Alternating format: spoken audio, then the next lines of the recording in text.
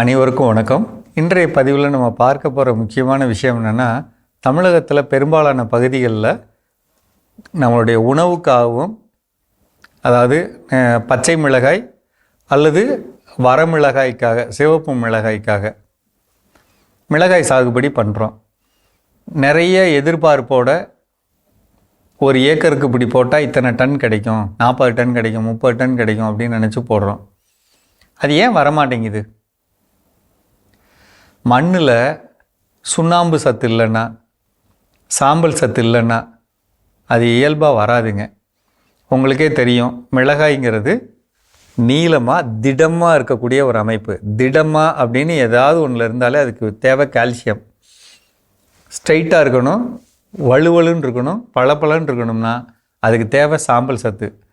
தமிழ்நாட்டிலே பொதுவாக எல்லா மாவட்டத்திலையும் இல்லாத சத்து சாம்பல் சத்து. நம்மகிட்ட தலைச்சத்து கூட ஒரு சில இடத்துல இருக்குது, மணிச்சத்து போதுமான அளவு இருக்குது, ஆனால் சாம்பல் சத்தே கிடையாது. அதனால தான் நமக்கு விளைச்சல் குறையுது.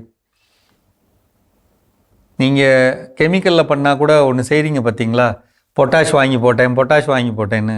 பொட்டாஷ்னா அது சாம்பல் சத்தை கொடுக்கறது தான் பொட்டாஷ். அதை தான் நாங்களும் சொல்கிறோம். இயற்கை விவசாயத்தில் அது போடாமல் இருக்கிறதுனால தான் நமக்கு விளைச்சல் கிடைக்கல. அதை மட்டும் நம்ம எளிமையாக செஞ்சோம்னா, இன்றைக்கி பொட்டாஷுங்கிறப்ப ஒரு மூட்டை சர்வசாதாரணமாக 1500 2000 அந்த ரேஞ்சில் வாங்குகிறோம். நான் 200 சொல்கிறேன். உங்கள் பக்கத்தில் இருக்க அக்ரி ஆஃபீஸில், வேளாண்மை துறை அலுவலகத்தில் பொட்டாஷ் பாக்டீரியா அப்படின்னு ஒரு திரவம் விற்கும். அந்த திரவத்தை 15 நாளுக்கு ஒரு முறை, ஒரு ஏக்கருக்கு 1 லிட்டர் 200 லிட்டரில் கலந்து கொடுத்துக்கிட்டாலே சிறப்பாகும். ரெண்டாவது, 200 லிட்டர் ட்ரம்மில் 20 கிலோ சுண்ணாம்பு கலந்து, அது கூட ஹியூமிக் பவுடர் 2 கிலோ கலந்து, முடியும்னா மீன் அமிலம் 3 லிட்டர் கலந்து தரைவெளியில் ஊற்றிடலாம். அந்த பயிரை பொறுத்தளவில் சடையாக நமக்கு மிளகாய் காய்ச்சி தொங்கணும்னா சத்துக்கள் கொடுக்கணுங்க. அதே நேரத்தில் பூச்சி கடிக்காமல், புழு கடிக்காமல் பார்த்துக்கணுங்க. அதுக்கு என்ன செய்யணும்? 12 நாளைக்கு ஒரு முறை ஒன்று இயற்கை வழி திரவங்கள், வேப்பங்கொட்டை கரைசல், வேப்ப எண்ணெய் கரைசல், கற்பூர கரைசல், அக்னி அஸ்திரம், 5 இலை கஷாயம், 10 இலை கஷாயம், புகையிலை கரைசல், வெள்ளை வேலமரப்பட்டை கரைசல், கருவேல மரப்பட்டை கரைசல், இது மாதிரி ஏதாவது ஒன்றா தயார் பண்ணி முன்கூட்டியே வச்சுக்கிட்டு 2 கலந்து கூட தெளிக்கலாம். இல்லை ஒன்று உருப்படியாக செஞ்சோம்னா தெளிக்கணும். அப்படி இல்லைன்னா பேசிலஸ் துரிஞ்சியன்சிஸ் அந்த ஒரு திரவம் வாங்குங்க. 12 நாளைக்கு ஒரு முறை தெளிங்க. பயிர் முடிகிறவர்களும் தெளிங்க. உங்களுக்கு பொதுவாக வரக்கூடிய பிரச்சனை பழையி.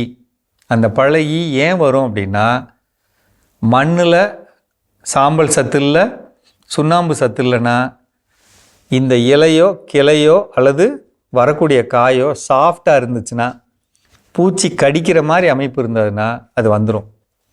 இது திடமாக இருந்தால் அது வராது. அதுக்கு தான் நான் இதை கொடுக்க சொல்கிறேன். நான் திருப்பி இதை சொல்கிறதுக்கு காரணம் என்னென்னா, இதை கொடுத்துட்டிங்கன்னா எந்த விதமான மனசு கஷ்டம் இல்லாமல் நீங்கள் என்ன எதிர்பார்த்தீங்களோ, 40 டன் வரணும் இந்த விதைகளில், ஏன்னா எவ்வளோ காசு போட்டு அந்த விதை வாங்குகிறோம். அது போட்டோம்னா நம்ம உழைக்கிறோம், தண்ணிக்கு கஷ்டப்படுறோம். இவ்வளவும் உழைச்சி செய்யும்போது சின்ன தப்பு செஞ்சு பலூனில் ஓட்ட போட்ட மாதிரி நம்மளுடைய காசெல்லாம் போயிடக்கூடாது. அதுக்கு தான் நான் சொல்கிறேன், தயவுசெய்து இதை மட்டும் செய்யுங்க. பக்கத்தில் இருக்கக்கூடிய அதே மாதிரி தெளிப்பில் 100 லிட்டர் தண்ணியில் இனி வரக்கூடிய காலத்தில் காற்றின் மூலம் பூஞ்சை தொற்று வரும். நுனியெல்லாம் வளைஞ்சு இப்படி தொங்கும், இலையெல்லாம் பச்சை வெள்ளையாக படியும். வரக்கூடாதுன்னு தான் சூடோமோனாஸுங்கிற திரவம் கலந்துக்கணும்.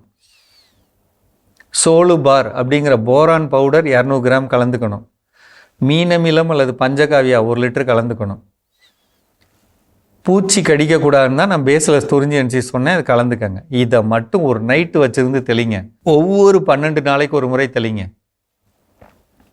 மிளகாய் சிறப்பாக இருக்கும். அது ராமநாதபுரம் மானாவாரியாக இருந்தாலும் சரி, மற்ற பகுதியில் நீங்கள் தண்ணீர் ஊற்றி செய்கிறதா இருந்தாலும் சரி, அந்த தண்ணீருங்கிறப்போ ஒன்றை மட்டும் சொல்லிடுறேங்க, அதிகமான இடைவெளியில் 7 நாளைக்கு ஒரு முறை, 10 நாளைக்கு ஒரு முறை, 12 நாளைக்கு ஒரு முறைன்னு தள்ளி கொடுக்கணும். அப்போ தான் மிளகாய் சாகுபடி சிறப்பாக இருக்கும். சரிங்களா? மீண்டும் சந்திப்போம்.